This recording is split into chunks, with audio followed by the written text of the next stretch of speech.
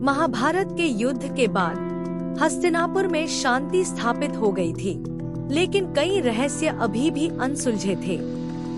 एक ऐसा ही रहस्य था कर्ण के उन दिव्य कुंडलों का, जो उसके कानों में जन्म से ही थे और उसे अपार शक्ति प्रदान करते थे। यह माना जाता था कि कर्ण ने ये कुंडल दानवीरता के कारण इंद्र को दे दिए थे, लेकिन उनके कुंडल को लेकर एक रहस्यमय कहानी बहुत कम लोगों को पता थी। पांडवों के जीतने के बाद अर्जुन के मन में कर्ण के कुंडलों का रहस्य जानने की उत्सुकता थी। वह सोचते रहते थे कि आखिर इन कुंडलों में ऐसी कौन सी दिव्य शक्ति थी कि सभी देवता उन्हें प्राप्त करना चाहते थे। वह अपने बड़े भाई युधिष्ठिर के पास गया और अपनी जिज्ञासा प्रकट की। युधिष्ठिर ने कहा, यदि तुम्हें इस रहस्य का उत्तर चाहिए तो तुम्हें स्वयं भगवान श्री कृष्ण से पूछना होगा। अर्जुन ने बिना देरी किए श्री कृष्ण से संपर्क किया। श्री कृष्ण ने मुस्कुराते हुए कहा, अर्जुन, यह एक गहरी और रहस्यमयी कहानी है।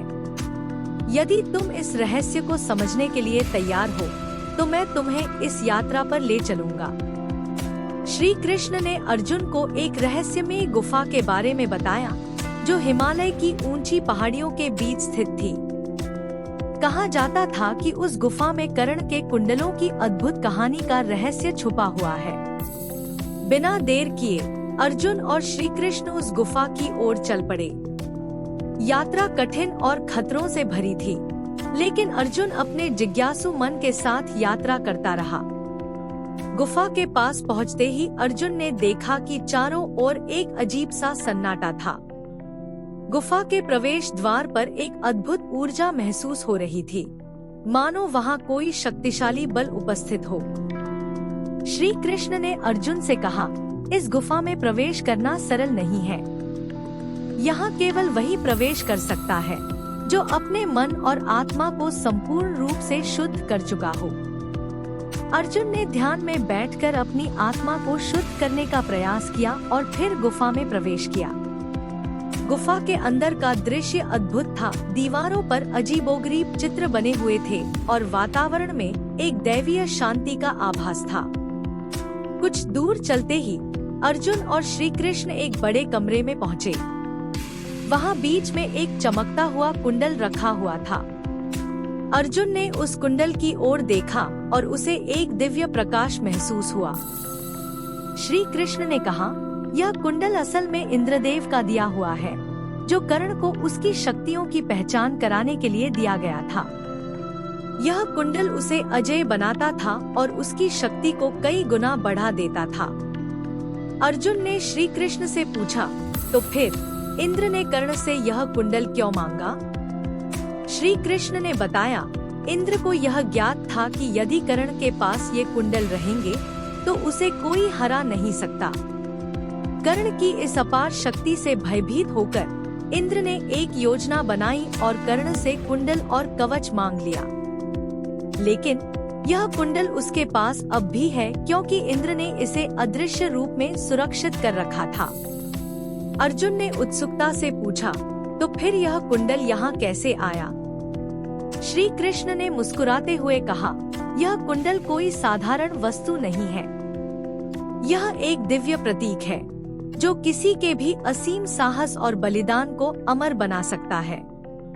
यह कुंडल यहाँ इसलिए रखा गया है ताकि उन वीरों की कहानियों को संजोया जा सके, जो अपने जीवन में अद्वितीय रहे हैं। अर्जुन ने श्री कृष्ण की बातों को ध्यान से सुना और फिर उस कुंडल को श्रद्धा से देखा। तभी गुफा के एक और द्वार से एक रहस्यमयी आवाज आई, अर्जुन, यह कुंडल तुम्हारे नहीं है। इसे केवल वही धारण कर सकता है जो अपने जीवन में पूरी तरह से निस्वार्थ हो। अर्जुन और श्री कृष्ण ने पीछे मुड़कर देखा तो वहाँ एक दिव्य पुरुष खड़ा था। उसने बताया कि वह इस गुफा का रक्षक है और उसका कर्तव्य है कि इस कुंडल की रक्षा करना। अर्जुन ने विनम्रता से कहा, मुझे इस कुंडल की शक्ति की समझ चाहिए ताकि मैं इसे सच्चे अर्थों में समझ सकूं। रक्षक ने अर्जुन की विनम्रता देखकर उसे कुंडल के बारे में बताया। यह कुंडल केवल शक्ति का प्रतीक नहीं है, बल्कि यह साहस, त्याग और निस्वार्थता का प्रतीक है। जब कर्ण ने इसे इंद्र को दिया था, तब उसने अपनी सारी शक्तियों का त्याग कर दिया था। यह कुंडल उसी त्याग की शक्ति को धारण करता है। अर्जुन ने समझा कि यह कुंडल एक ऐसा प्रतीक है जो केवल भौतिक शक्ति से परे है। यह त्याग, समर्पण और दया का प्रतीक है। श्री कृष्ण ने अर्जुन से कहा, इस रहस्य को जानने के बाद तुम्हें यह समझना चाहिए कि असली वीरता केवल युद्ध में जीतने में नहीं, बल्कि अपने आप को परे कर देने में है। अर्जुन ने श्री कृष्ण को धन्यवाद दिया और दोनों गुफा से बाहर निकल आए। इस यात्रा ने अर्जुन के हृदय में एक गहरी छाप छोड़ी। अब उसे समझ में आ गया था कि कर्ण के कुंडल केवल शक्ति का प्रतीक नहीं थे, बल्कि साहस और त्याग का भी प्रतीक थे। हस्तिनापुर लौटते समय अर्जुन ने उस यात्रा के अनुभव को अपनी आत्मा में समेट लिया और यह प्रण लिया कि वह हमेशा साहस, त्याग और न्याय के मार्ग पर चलेगा।